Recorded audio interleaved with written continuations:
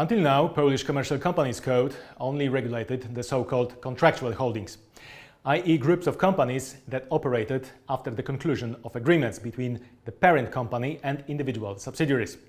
Few lawyers have ever dealt with them because 99% of holdings are actual holdings, i.e. those in which the relationship of dependence has arisen but has not been formalized in any way.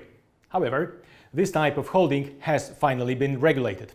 Today, my guest, ALEKSANDRA DROЖDŻ, lawyer at Wardyński & Partners M&A team and PhD candidate, will talk about binding orders that the parent company will be able to issue to its subsidiaries. But first, a few words about Polish economy. Welcome in program News from Poland, Business and Law, addressed to foreigners acting as board members in Polish companies, foreign investors in Poland and their foreign advisors.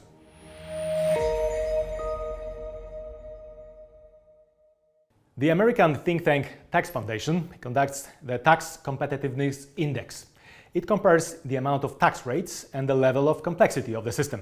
Obviously, the lower the taxes, they are not high in Poland, and the simpler they are calculated, the higher the tax system is assessed, because such parameters encourage business activity and investing in a given country. This year, out of 37 countries in the ranking, Poland took the penultimate, 36th place. We are in a nice company because France is ahead of us and sunny Italy is at the bottom of the ranking, just behind Poland. Polish tax system has a lot of exceptions to the rules and tons of different tax breaks.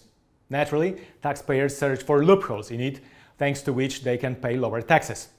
For years, these cracks have been sealed by successive reforms.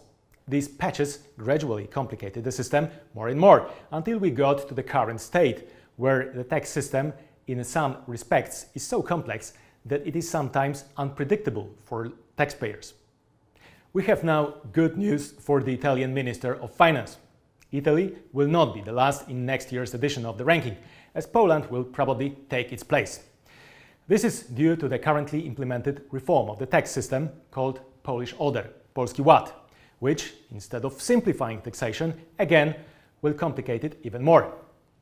In this context, it is comforting that Polish entrepreneurs should rather have the money to pay these taxes, because forecasts indicate that the real GDP growth of Poland in 2021 will amount to 5.1%, and in the next year it will not fall below 5%.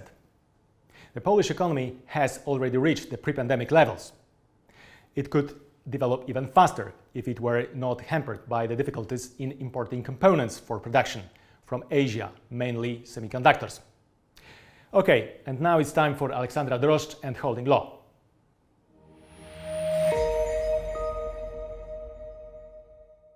Hi!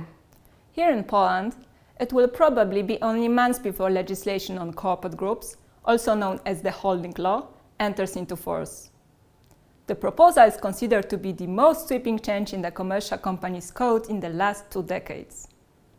The changes are to regulate the cooperation between parent companies and subsidiaries.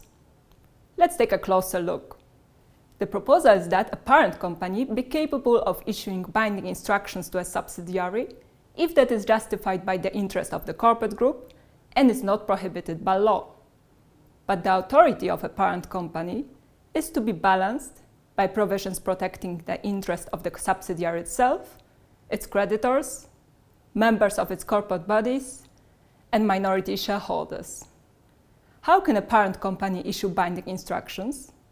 To be valid, an instruction would have to be in written or electronic form and indicate at least the following 4 components: the expected conduct of the subsidiary, the interest of the corporate group justifying compliance with the instruction, the expected benefit or detriment to the subsidiary, and the method and time for compensating the subsidiary for loss suffered as a result of complying with the instruction. Because the decision-making is to be shifted to a parent company, members of the subsidiary's management board are not to be liable for loss caused to the company by complying with the instruction. To maintain equilibrium, the proposal provides that a parent company is to be liable for the consequences of a subsidiary implementing instructions. A parent company that is at fault is to be liable to a subsidiary for any losses caused by implementation of an instruction and not remedied within the time specified in that instruction. However, liability to a wholly owned subsidiary is only to occur when the subsidiary becomes insolvent or is threatened with insolvency. If a subsidiary does not sue for damages within 1 year after the time for compensating the subsidiary that is specified in an instruction, that right is to pass to the shareholders of the subsidiary. A parent company is also to be liable to the minority shareholders of a subsidiary for reduction in value of the subsidiary shares that is caused by implementing an instruction.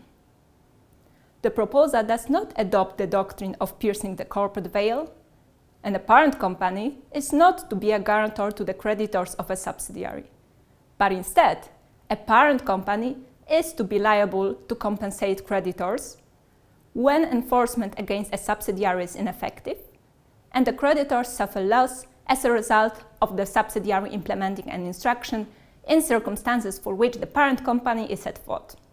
There are more than 400,000 companies here, and even though it remains to be seen how the legislative process unfolds, it is safe to assume that many companies expect major changes after the proposal comes into force. If you are interested and would like to keep track of updates concerning expected changes in law, including this amendment, please visit our knowledge sharing platform, In Principle. Thank you for watching this episode. See you soon.